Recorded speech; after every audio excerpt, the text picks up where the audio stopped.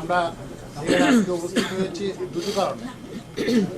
প্রধান অতিথি জনাব খন্দকার গোলাম ফারুক প্রিন্স ভাইকে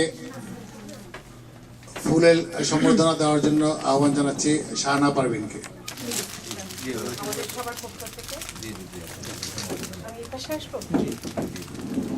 আপনারা সবাই একটু দাঁড়াবেন, আমরা 1 মিনিটের নীরবতা পালন করছি। প্রথমেই আমরা শুরু করছি স্টেট আওয়ামী যুবলীগের ক্যালিফোর্নিয়া শাখার নতুন কমিটির নাম ঘোষণা দিয়ে আহ্বান করা হয়েছে জনাব সুবর্ণ নন্দীকে, যিনি তাপসদা হিসাবে আমাদের পরিচিত।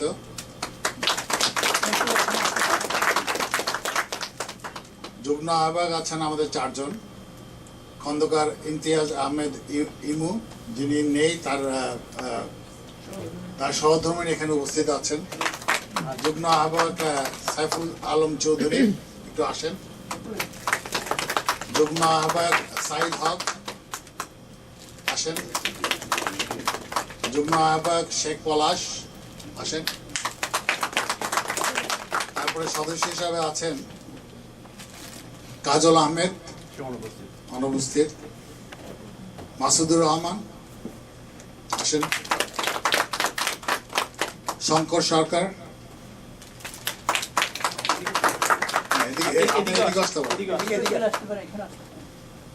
না ওদিকে যান, কারণ আমরা আপনাদেরকে সম্বোধনা দেবো তো। আচ্ছা, ওদিকে যান, সরি। তারপর আছেন মোহাম্মদ নজরুল ইসলাম, আচ্ছা উনি, হ্যাঁ উনি কাজে। তারপর মাহমুদুন নবী, উনিও যতটুকু জানি যে আমি কাজে। সচিন মন্ডল,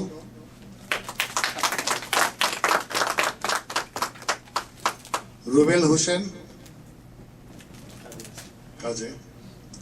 মিলন সরকার, অসীম দাস, অসীম দাম, সরি, আমি সরি। তারপরে রুহুল আমিন আছেন। দেন গৌরব সমাদ্দার গল্প মিশিগান আছে। সৈয়দ ওয়াসিম উদ্দিন, উনিও কাজে।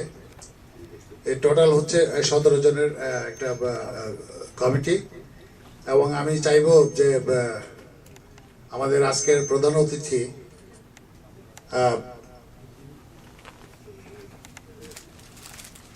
আমাদের প্রিন্স ভাই ওনাদেরকে এটা দিয়ে সম্বোধনা দেবেন।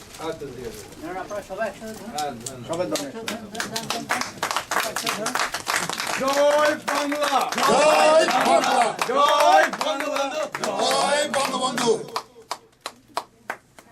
এদিকে দেখেন প্লিজ।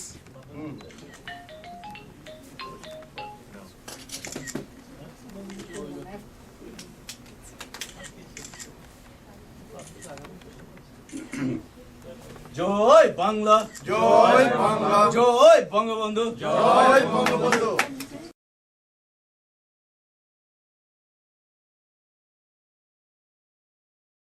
তো বক্তব্যের শুরুতেই আমি শ্রদ্ধা ভরে স্মরণ করছি সর্বকালের সর্বশ্রেষ্ঠ সন্তান, জাতির জনক বঙ্গবন্ধু শেখ মুজিবুর রহমান, বাংলাদেশ আওয়ামী লীগ যুবলীগের প্রতিষ্ঠাতা শহীদ শেখ ফজলুল হক মনিকে না বললেই নয়। আমি ধন্যবাদ জানাই আওয়ামী যুবলীগের চেয়ারম্যান জনাব ওমর ফারুক চৌধুরী কর্তৃক অনুমোদিত যুক্তরাষ্ট্র আওয়ামী লীগের যুবলীগের আহ্বায়ক জনাব AKM তরিকুল ইসলাম ভাইকে, যুগ্ম আহ্বায়ক জনাব বাহার খন্দকার সবুজকে আমি সকলের প্রতি কৃতজ্ঞতা জানাই আমাদেরকে এই কঠিন দায়িত্ব দেওয়ার জন্য, যারা অনেক মূল্যবান সময় ব্যয় করে এই কমিটি তৈরি করেছেন। সেই সাথে আমি সকলের সহযোগিতা কামনা করছি যাতে আমাদের উপর অর্পিত দায়িত্ব ও বঙ্গবন্ধুর স্বপ্ন বাস্তবায়নে জননেত্রী শেখ হাসিনার হাতকে শক্তিশালী করতে পারি। আমি ধন্যবাদ জানাই তাদের যারা এই কমিটি গঠনের আগে বা পরে গঠনমূলক আলোচনা সমালোচনা করেছেন এবং আশা রাখি ভবিষ্যতেও করবেন, যাতে আমরা কোনো কাজে ভুল করলে যাতে আমরা এটাকে শুধরাতে পারি। আমি ধন্যবাদ জানাই সকল সাংবাদিক ভাইদেরকে যারা এখানে উপস্থিত আছেন। আমরা এই আদর্শকে ধারণ করে আওয়ামী পরিবারের সকলকে নিয়ে বাংলাদেশের অগ্রযাত্রাকে ত্বরান্বিত করব, এই আশা রেখে আমি সবাইকে ধন্যবাদ জানাই। আমরা বঙ্গবন্ধু কন্যা জননেত্রী শেখ হাসিনার যে ডিজিটাল বাংলাদেশ, তার স্বপ্ন পূরণে আমরা কাজ করে যাব। আমরা এখানে আওয়ামী লীগ বা যুবলীগ বা স্বেচ্ছাসেবক লীগ আমরা বলবো না, আমরা বঙ্গবন্ধু সৈনিক হিসাবে সবাই একসাথে কাজ করব। জয় বাংলা, জয় বঙ্গবন্ধু।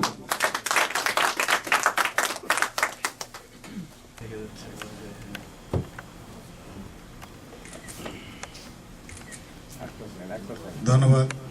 আমি কর্ণধার সম্পাদক জাহান হাসানকে কিছু বলার জন্য অনুরোধ জানাচ্ছি। প্রধান অতিথি, আপনাকে স্বাগতম আমাদের লস অ্যাঞ্জেলেসে লিটল বাংলাদেশে। আর নতুন কমিটি আওয়ামী যুবলীগ, তাদের সবাইকে আমি স্বাগত জানাচ্ছি। এবং এই কমিটি করতে গিয়ে যারা অনেক কষ্ট করেছেন এবং যারা মানে সংযোগের মাধ্যমে করেছেন, যেমন সোহেল আহমদ বাদল এবং সবাই মিলে, সবাইকে আমি মানে ধন্যবাদ জানাচ্ছি। ধন্যবাদ। ধন্যবাদ জাহান ভাই। এবারে আমি আসছি আমাদের স্টেট আওয়ামী লীগের সাধারণ সম্পাদক জনাব ডক্টর রবি আলমকে কিছু বলার জন্য।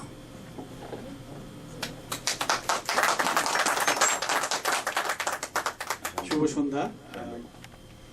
আজকে আমাদের প্রধান অতিথি খন্দকার গোলাম ফারুক প্রিন্স ভাই, পাবনা 5 আসনের মাননীয় সংসদ, এবং উনি ঢাকা ইউনিভার্সিটির একজন সংগ্রামী ছাত্রলীগের নেতা ছিলেন এবং বর্তমানে পাবনা জেলার সাধারণ সম্পাদক। আপনাকে শুভেচ্ছা, লিটল বাংলাদেশের শুভেচ্ছা এবং হলিউডের শুভেচ্ছা জানাচ্ছি। আপনি আমাদের মাঝে আছেন, আমরা খুবই গর্বিত। আমি আমার বক্তব্য দীর্ঘায়িত করব না। আমি প্রথমেই শুভেচ্ছা জানাচ্ছি, স্বাগতম জানাচ্ছি ক্যালিফোর্নিয়া স্টেট আওয়ামী লীগের পক্ষ থেকে সদ্য গঠিত ক্যালিফোর্নিয়া যুবলীগের সবাইকে সংগ্রামী লাল গোলাপ শুভেচ্ছা জানাচ্ছি, মুজিবীয় শুভেচ্ছা জানাচ্ছি। আপনারা আমাদের হাতকে শক্ত করবেন, মানে জননেত্রী শেখ হাসিনার হাতকে শক্ত করবেন। আমি মাননীয় সংসদের কাছে দুটো জিনিস আশা করছি একটু শুনবো। একটি হচ্ছেন গিয়ে আমাদের নেত্রীর যে ডিজিটাল বাংলাদেশ, বাংলাদেশের উন্নয়ন সম্পর্কে আমাদেরকে বলবেন, এবং সেই সাথে উনি আমাদের সামনে যে নির্বাচন, ওই নির্বাচনে আমাদের করণীয় কি আছে, আমরা যেভাবে উনি বলবেন এবং আমাদেরকে অ্যাডভাইস করবেন, উনি ওনার মুখ থেকে সেটাই শুনবো। সবাইকে আবার শুভেচ্ছা জানাচ্ছি। জয় বাংলা, জয় বঙ্গবন্ধু, জয় হোক মেহনতি মানুষের। ইদানিং এই গত সপ্তাহে কোনো একটা কাগজে একজনে লিখেছে যে আবার মহিলা আওয়ামী লীগের কি দরকার, কিন্তু তিনি সেই কাগজের বা সেই পত্রিকা বা সেই ব্লগের ওনাকে আমি খালি এই প্রশ্নটা করব। দেখেন, আপনারা যেই মতবাদে আছেন 30 বছর 40 বছর আগে, তখন হয়তো মহিলাদের আপনারা দাবায় রাখছেন, তখন হয়তো মহিলাদের আপনারা অন্যভাবে চোখে রাখছেন। আজকে 40 বছর পরে আজকে সেদিন নাই। বাংলাদেশের প্রধানমন্ত্রী আজকে মহিলা, বাংলাদেশের স্পিকার আজকে মহিলা, এবং বাংলাদেশের আজকে বিরোধী দলের নেত্রী মহিলা। তারপরে বাংলাদেশের আজকে সরকারি বেসরকারি অফিসে দেখেন সেখানে মহিলারা, পড়াশোনা ইউনিভার্সিটিতে বিভিন্ন জায়গায়। তো এখন আমাদের এই কথা আপনি কি করে বলেন? আপনি এত বড় একটা মূর্খ যে আপনি এই কথা ব্লগ লস অ্যাঞ্জেলেসের যে আপনার যে ব্লগটা আছে সেই ব্লগে আপনি জাহির করে বড় বড় কথা বললেন। তারপরে আপনি বলেন যে অঙ্গ সংগঠনের দরকার কি? অঙ্গ সংগঠন আমাদের এখানে 50,000, 40,000 বা 45,000 যেভাবে বলেন আছে। এখানে আমরা বাঙালিরা বসবাস করি। আমাদের দরকার ভবিষ্যতে আওয়ামী লীগ যাতে বেঁচে থাকে, বঙ্গবন্ধুর আদর্শ যাতে বেঁচে থাকে, তার জন্য আমাদেরকে এইখানে আমাদের বাংলাদেশের হাতকে শক্ত করার জন্য, বাংলাদেশে আমাদের এখান থেকে আর্থিক যোগাযোগ দেওয়ার জন্য প্রত্যেকটা ইলেকশনে সময় আমার কাছে বহু ডকুমেন্ট আছে, চিঠিপত্র আছে। প্রত্যেকটা ইলেকশনের সময় আমরা যেখান থেকে পারি আমরা এখান থেকে বিশেষভাবে আমরা আওয়ামী লীগ পার্টিকে, যখন আওয়ামী লীগ 3 বার ক্ষমতায় এসে আজকে আওয়ামী লীগের অবস্থা অনেক ভালো, কিন্তু প্রথমবার 96-এ তখন আওয়ামী লীগের অবস্থা, আওয়ামী লীগকে ব্যবসায়ীরাও চাঁদা দিত না। তখন আওয়ামী লীগের যারা সংসদ ছিলেন তাদেরকে বহুত কাটকট পোড়ায় অনেক হিসেব যায়। কিন্তু যাই হোক, এখন সেই অবস্থা নাই।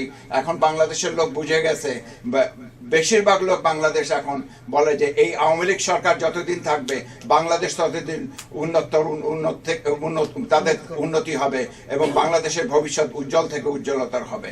তো আমি এই বলে শেষ করছি।